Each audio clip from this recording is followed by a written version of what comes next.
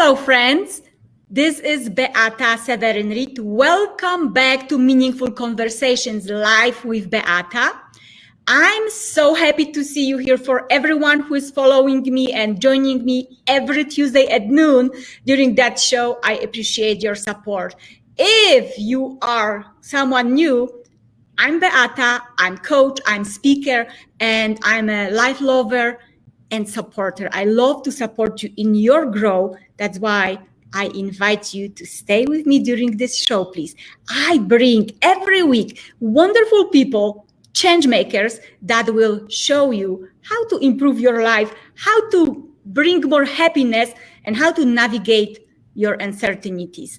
Today, I have very special guest, Laura Rubin, and she has many hats. She's wearing many hats, doing so many stuff, but she's a coach, she is an author, she's a speaker, but I think Laura will be the best person to tell us who she is, and her title is the Midlife Navigator. What does it mean, since we are talking about today the midlife unraveling with Laura Rubin? Welcome, Laura. It's so nice to be here, and thank you for having me on the show. And you're right, I am the midlife navigator, and I help women in midlife navigate what it's like to be at this stage in our lives. So for me, I had ticked off all the boxes: college, career, marriage, children, and I reached my 40s and everything looked like I had it going on. I had a wonderful husband, I had great children, a good job, but something was missing. And it's like, is there more? And I realized at 40, I have 50 years left, which is a long time. And I wanted to live those years, make them my best years. And so I went on this journey to discover who I really was. Up until that time period, you know, my career and my jobs, I worked for myself, serial entrepreneur. I'd work for about 3 years and I'd get bored, and then I'd go do something else. And sometimes that would take me back into the workplace, and then I would get bored there and I would go back to working for myself. And I was doing the things that I was good at, like administrative work, books, billing, those kind of things. But I was good at them, but they weren't lighting my soul up. And I realized in my mid-40s that I could either go back to I lost my job, the company closed that I was working for, and I had a choice. I could go back to doing the things that I was good at, or I could really take this time and discover who I was and what mattered to me. And I went that route because I was tired of being bored every 3 years. And I thought, this is my chance. My children are grown, they're self-sufficient. I obviously have to do a job change because I lost my job. So let's take that opportunity and really figure out what was important to me. So I went on this journey, and during this journey, did what's my purpose? What's my passion? What do I really like? I was very passionate about working out at the time. I was very much into fitness, and I had a personal training coach who said to me, Laura, you should become a personal trainer. And I thought, that's it. Completely different from what I was doing. I was convinced that was, okay, that's it. So different. I love fitness. I'm going to become a personal trainer, which I did. And I love my personal training clients. I hit about 5 years, 6 years. I've been doing it for about 10. And I'm like, oh no, here I am again. It's just not quite the right fit. So went on the journey, continued to discover what was important to me. And I realized that what I liked about the personal training side was teaching people, sharing my knowledge, seeing them grow and become better at their health and wellness. And I realized also that at 50, I was in my 50s at that time, I wasn't the only one that was feeling lost. And I was meeting women that were feeling the same way. And I was so excited about what I was learning, I started sharing with them. So my calling, I kind of fell into it. So. Laura, I want to stop you here because you are saying so many important things, and it relates to the question that is like, jumping in my mind, because you said that it was about in your 40s when the first time you felt that feeling that it's maybe is that it, or I want something more.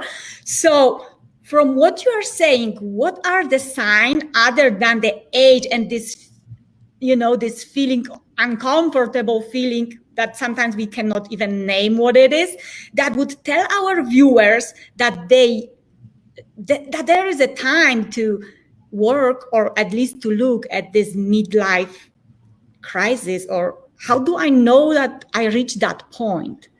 So I don't like to call it a crisis, first of all. I like to call it an awakening. And Awakening. I feel like when we hit our 40s, 45, we've spent our entire life living how we thought we should. Like I said, ticking off the boxes, college, career, marriage. We've been, the model has been, that's a successful life. That's, when you've got all that, you have it going on. And yet I feel like when we hit our 40s and we hit midlife, we all of a sudden realize we've spent our entire lives taking care of everybody else and doing what everyone else felt that we should. And we get a little bit more what Brene Brown calls white space. We have a little bit more time and we don't know who we are. We realize we don't know who we are. And we get this feeling like, is this all there is? No, this can't be all there is. And we have this time and our focus is changing from taking care of others to really discovering who we are and taking care of ourselves. It's kind of the switch flips for whatever reason. And I have found, I don't know that I know the exact reason why, but it is a common thing for people, for women to feel in their 40s, 45, 50. And the common statements I get is, I'm too old. It's too late. And I want them to know they're not too old and it's not too late. Isn't it funny, what you just said, that at certain age, we say it's too late, I'm too old. And when we are young, it's like, oh no, I'm too young for that. I still have life ahead. No, I will take care or start thinking about whatever serious later. Yes. We are the same, just our circumstances changes. And we just change that time, right. Like be too late or too early. It's funny. And I love all what you're sharing with us. So, by the way, we have a couple of viewers. Thank you so much. And I have my friend, Kasia Parnell. She has her own beautiful show, Keeping Up with the Sisters. If you didn't see, please check it out. She says, hi, ladies. I'm so happy to see you live. We are so happy having you here, Kasia. And everyone else, please let us know, where are you from? Are you with us? I cannot see all the comments. And remember that you have a chance to ask direct question to this midlife navigator, awesome coach, Laura. So take a chance, make a change, yeah? So my next question is, so I use the name of this show, the Midlife Unraveling, because I love Brené Brown, and she used that. But unravel, the other meaning for unraveling is undo or untangle. So was there anything or something in your life that when you got to the point that I want to change, that you had to make yourself to undo when you reach that point? You undo and you untangle, and I undid and untangled what I thought my life was supposed to be. And I started exploring what I wanted my life to be, which meant I had to step out of my comfort zone and I had to get off autopilot and I had to get off the hamster wheel and just really start being present, which I'd never done before. When you take away your labels of wife, mother, CEO, all of those labels that you've carried with you your whole life, all of a sudden you don't know who you are. What is that? What do I have to describe myself? So you untangle and unravel all of those labels and get down to you're self-aware. You start becoming self-aware of what's important to you. What do you say yes to? What do you say no to? What lights you up and what do you really not want? What really do you not want to be involved in? Who lights you up? Who doesn't light you up? You start analyzing and unraveling all of the things around your life and then pulling back in the things that really mean something to you and that you want to continue with. Oh my gosh, that was brilliant. I love the saying that you said, unraveling the labels. Undo the labels that were put on you. They're not even yours. So from what I'm hearing, the change that you had to do did not start from like you are changing jobs every 3 years. It did not bring the full fulfillment. You had to go in and do the journey from the inside out to get to this point where you are today, happy and helping others. I'm so thankful for knowing you. So, do we have any questions? Let me see. Everyone is shy. Please don't be shy. So, I know that you talk a lot about that this midlife can be really exciting. You just need to decide. So, how can we make midlife our best life? So again, it goes back to deciding what's important to you, finding your core values. I'll ask my clients, what are your core values? And they kind of have an idea, of what they are, but they've never really taken the deep dive to discover what they are. Once you discover your core values, and then I help my clients write a midlife manifesto, which are like 8 to 10 sentences of how they want to live their life, how they're living their life.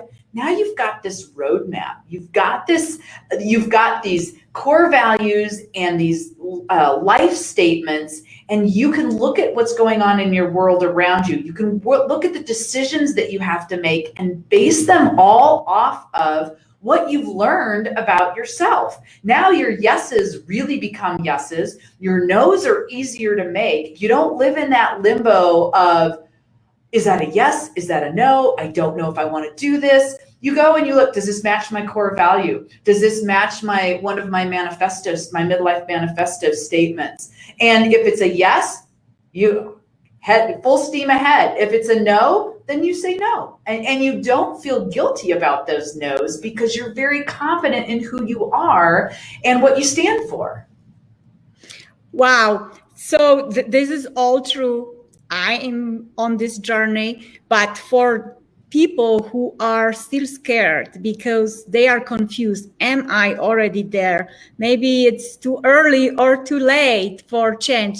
Just so you know, there is never too late and never too early. That's right. If you have that awareness. And I love what you are calling this midlife awakening. So what was the deepest that you could really feel with your body, not only in your mind, this awakening moment that you said, yes, now or never? So for me, it was when I finally realized all the pieces that made me, and I believed in myself, and I took I believed in myself and took my life back and stepped into my feminine power. There was this strength, this belief in myself. The imposter syndrome falls away. The feeling like you have to do the shoulds or feeling like you have to please everyone else. The only person that I had to please was myself. And you become very strong in that. And all of a sudden, life just becomes vibrant and alive because you're living for you and not for everyone else. Now, with that said, even when you start living for yourself, you're still living with everyone else too. You're bringing them along with you. You're a better person, which means you're a better person in every one of those relationships that you're a part of. I love that. And for me, I think it's that I redirected my focus. I was not focused as much on, like you said, you still have people around you, but you don't focus so much on them, meaning the acceptance, but you do you, and you are unapologetically just going for what your heart desires. And I love that you just mentioned that it happened to you too. So the other question is, maybe that way. What is the biggest lesson or realization you have learned along the way and you would like to share with our audience so they can take it with them? To trust in yourself. It's not too late. You're not too old. To step up, step out of your comfort zone, take back your life, and you will not regret it. Amen. What exciting or meaningful are you doing right now in your business or life? So for me, it's continuing to share the message and changing what I consider the negative stigma around midlife and helping other women to believe and trust in themselves. And this is, midlife is the best life, and just continuing to share that message and connecting with other women. In my opinion, there's nothing more powerful than gathering together, even if it means virtually, obviously during this time, of like-minded women and building each other up. I have found that as we age, it becomes less about competition and more about connection and collaboration. And there is nothing more powerful than a group of women coming together and sharing and raising each other up. And so that's what I continue to do. I'm on podcasts, sharing the message and letting people know, helping them to believe that their midlife can be their best life. I have virtual midlife revolution salons that I've done where I bring women together and we do training for the evening, just continuing to share my message, even in this time that we can't necessarily get together physically. And I think it's very important. And thank you for doing that, because we cannot change what is happening physically, yes, but we always can do something to support and rise each other, and you do it through meeting with people and inviting them through this virtual world. Come on, if it would not be possible, you would not talk to me today and inspire everyone to inspire themselves and go and take the life in your own hands, because whatever is left, you are in your midlife or you are early in your maybe 20s, you still can grow. And it's what I love. I love to share also, like you, about growing, about happiness, and that we have the power over the circumstances. It doesn't matter what is going on. The power is within you. And I agree. And it's interesting because the message that I bring is viable for any age. It just so happens that I direct it to women in midlife because that's my age group and that's who I connect with. But if someone had taught me the lessons that I'm sharing when I was in my mid-20s and my mid-30s, I might have hit midlife and hit the ground running because I already had a solid foundation of who I was and what was important to me. Even in those different life stages and maybe what our focus may be different, yet who we are and what our core values are still just as important. So if I had done the work earlier, probably would have hit my midlife running. You just nailed it. That's true.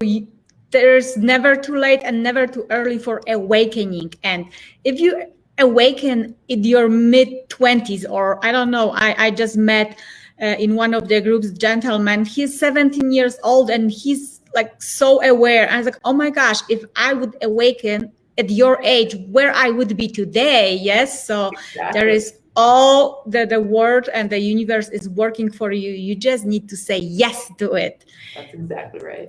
Laura, so tell us and everyone who is listening to us how we can connect with you, where to find you, and to check how you could help us.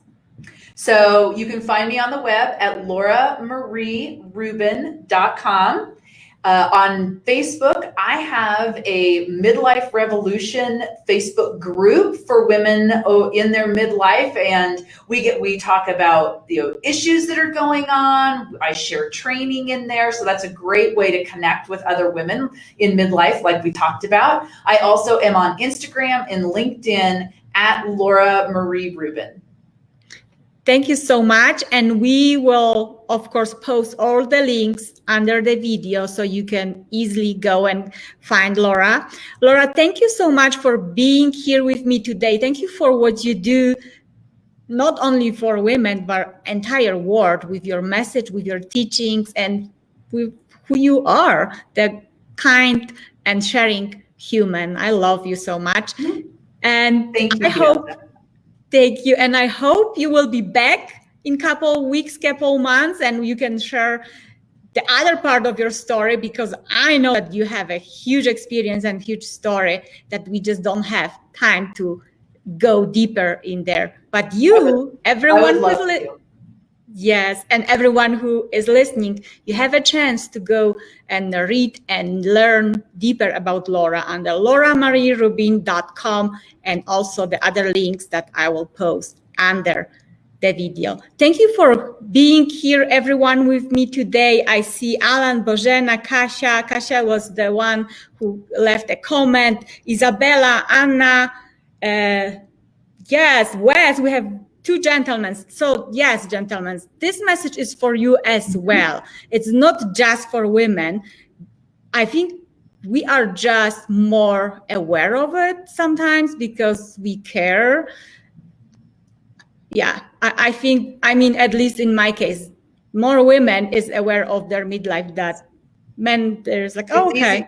It is easier for us to talk about than men, to be honest with you. Right, right. So again, thank you so much for joining us today. Again, Laura, I'm so honored to have you. Have a wonderful day, and please keep raising the awareness and awakening the world. Have a wonderful day. Thank you.